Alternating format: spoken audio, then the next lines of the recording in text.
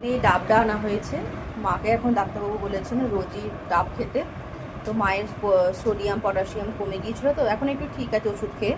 তো ডাবটা এখন খাইয়েই যাচ্ছি প্রত্যেক দিন। তো ডাবটা নিয়ে এসেছে একটু কেটে মাকে খেতে দেবো। এটা আমি কাটবো, কেটে মাকে দেবো।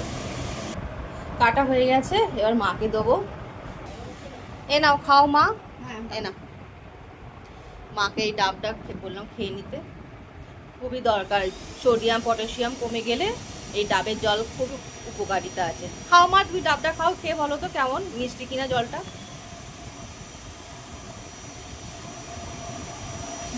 মিষ্টি আছে? আচ্ছা, মানে অন্য দিনের থেকেও মানে মানে যেমন তুমি খাও সেরকমই মিষ্টি জল। আচ্ছা, মিষ্টি আছে, খাও। এটা খুবই উপকারিতা আছে এই ডাবের জলে। মা আগের থেকে অনেকটাই সুস্থ আছে, ভালো আছে। কোমরে ব্যথাটা কেমন আছে একটু বলে দাও বন্ধুদের।